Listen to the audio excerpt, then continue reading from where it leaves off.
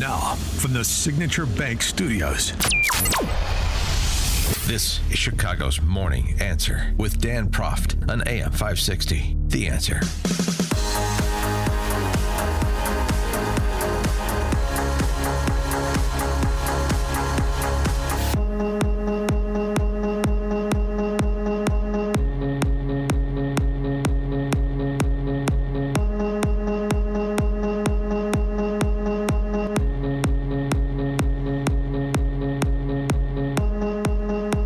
Top of the morning, Dan Proft here, and it seems like when the new left is not rationalizing barbaric behavior, all the way up into killings, they're outright celebrating it.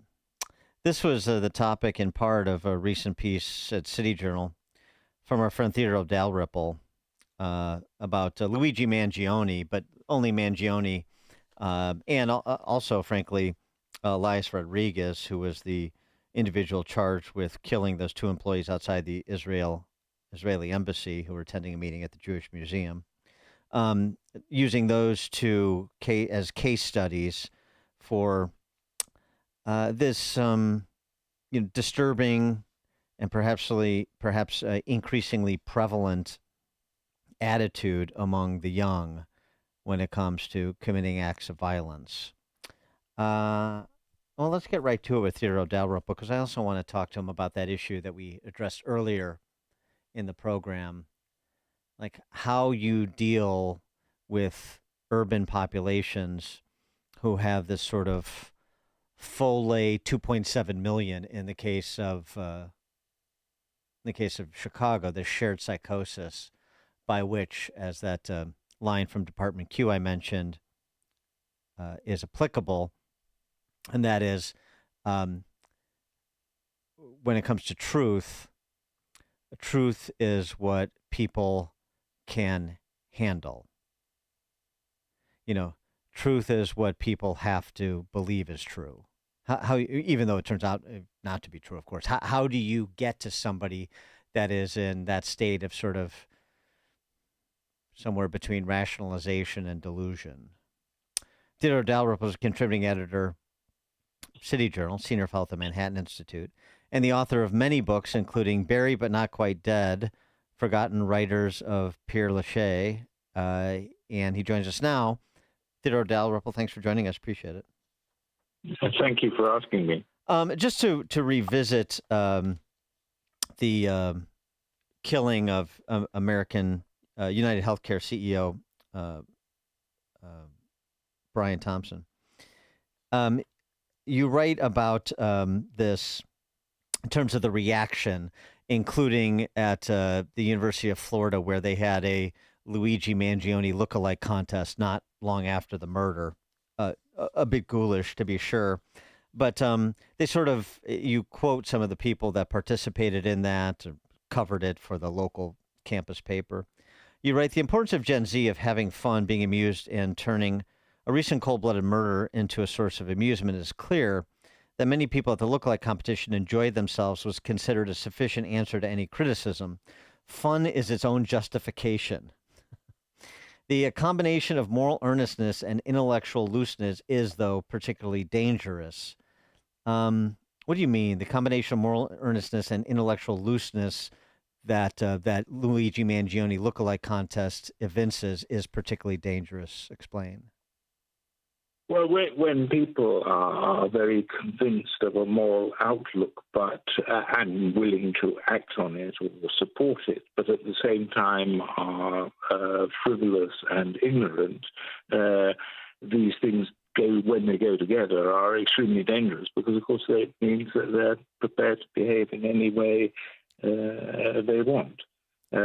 So if one takes the frivolity of the reaction to Mangione, one just has to imagine what the reaction would have been if he had been, shall we say, a 49-year-old balding man who was not particularly attractive. People would not have found nearly so much to praise in his action, although, of course, its meaning might have been the same. So there's this frivolity, but it's dangerous. mean, we've seen this in other case studies too. I mean, you include Elias Rodriguez, as I mentioned, but also just even thinking back to the rioting that occurred after the George Floyd killing, where you had people like Nicole Hannah-Jones, she of the 1619 Project with the New York Times, calling looting symbolic takings. So sort of this redefinition of transgressions against your fellow man as justified, the moral earnestness that you talk about. But you also say you also caution us to remember that in human affairs there is no new thing under the sun. What changes is the prevalence, not the type. So I guess the question becomes not do we see acts of human depravity, because as you say that's part of the human condition, unfortunately. But do you think that they are becoming more prevalent? Well, I couldn't give you statistical proof of this, but there is a danger that they will become more prevalent. And you have only to think, for example, of what happened at the end of the Tsarist regime in Russia, where people similarly thought that if there was something wrong, the answer was to kill the authorities. And we know what the outcome of all that was. Now, I'm not saying that it's going to be like that in America or anywhere else, but we have to bear these things in mind as a possibility. And certainly there's a kind of moral enthusiasm about very doubtful causes, to put it no higher, that seems to me dangerous. I mean, if you take the demonstrations in favor of, well, I won't say they're in favor of the Palestinians, because I don't think the Palestinians benefit from the Palestinian regime. But anyway, the extreme demonstrations in favor of that, when actually the situation is highly ambiguous, that seems to me very dangerous. And when they, for example, run through the streets saying from the river to the sea, and you ask them which river and which sea, they're not quite sure. So this again points to a certain earnestness, but also frivolity. Yeah. And I mean, and then you see sort of this become, I want to say a mass movement, but it's certainly it's certainly a shared disposition that has some sort of contagious impact. Yes. I mean, the people are not thinking for themselves. They're not really thinking at all. And they're sort of demonstrating their solidarity with people for the same reason that people go to pop concerts. Right. Although it's just, I think it's stunning to some people that the things that you learned as a toddler are somehow beyond the grasp of otherwise sentient beings, like the idea that that going to indiscriminately murder two Jewish young people at a museum, it is not Old Testament eye for an eye for whatever you think is happening across the world in Gaza. But that sort of that doesn't compute with certain people. Yes, but I think it probably takes a certain level of education to be able to rationalize that. Mm-hmm. So actually, I think education in a certain way is actually promoting this by high level of education. But you certainly need an ability to rationalize in order to do something which would normally not occur to you. Yeah, it's one of those. It's the old saying about it, like an idea so stupid only an academic could believe it. Kind of that sort of thing. Yeah. Yeah, Yes. and well, and Elias Rodriguez was a U of I grad, and they have a convicted domestic terrorist on the faculty there. So I guess I could see that. I wanted to ask you something else too, because we're talking about particularly in the wake of President Trump's move yesterday to intervene in Washington D.C. to increase the peace on the streets there, and this reaction, and I ripped this line from the Department Q television series on Truth, where the one officer, played by Matthew Good, by the way, very good British actor, and his partner talking about truth, and his partner says to him, truth is often what people can handle.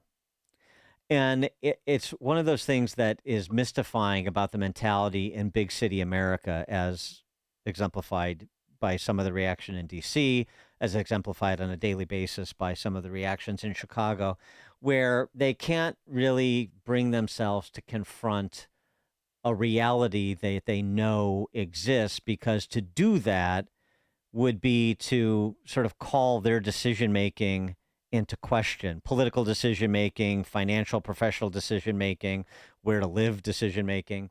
And so how do you reach a person that is otherwise balanced, I suppose, but just can't bring themselves to acknowledge what they instinctively know is true for the purposes of sort of their own self-protection and self-delusion about their decision-making? Well, I mean, you point to a very difficult problem, because there are many people who prefer their world outlook to the world, as it were. So they would prefer to maintain their philosophy of life rather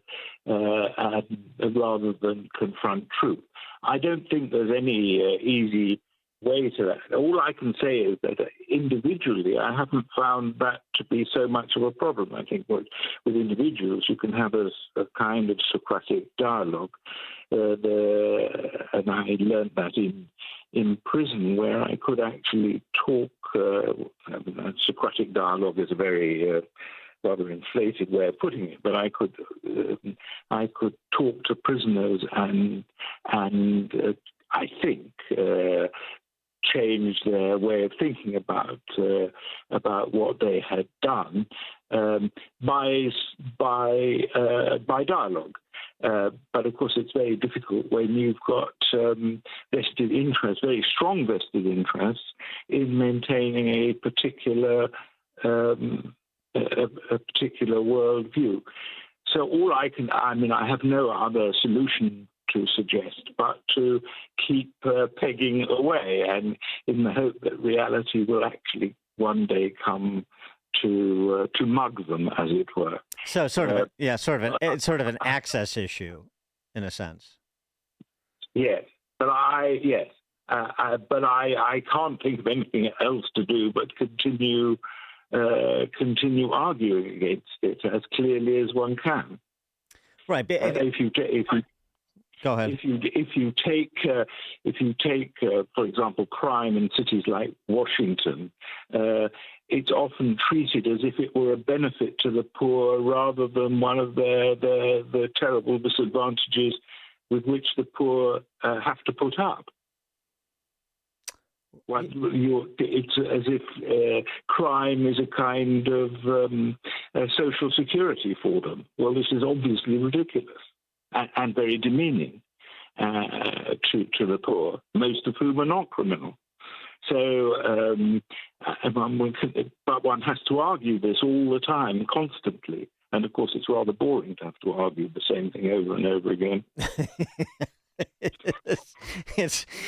It's exhausting, particularly when you have to go as far back intellectually as you have to go to get to a place of some sensibility. But okay, I hear what you're saying. It's arduous. Theodore Dalrymple, contributing editor of City Journal, senior fellow at the Manhattan Institute, and the author of many, many books, including Buried But Not Quite Dead, Forgotten Writers of Père Lachaise. Theodore Dalrymple, thanks as always. Appreciate it. Thank you very much. And he joined us on the turnkey.pro answer line. The stories you need to know to start your day. This is Chicago's Morning Answer on AM 560. The Answer. Everybody is keeping an eye on the Fed and how an interest rate cut might affect gold prices. Gold has been hovering at around $3,400 an ounce for the last 2 months and is poised for dramatic growth with the next interest rate cut. Join Advantage Gold for their virtual Gold and Silver Summit on Wednesday, August 20th at 7 p.m. Eastern. You'll find out why now is the time to prepare for the most important financial reset of this century and why this might be the best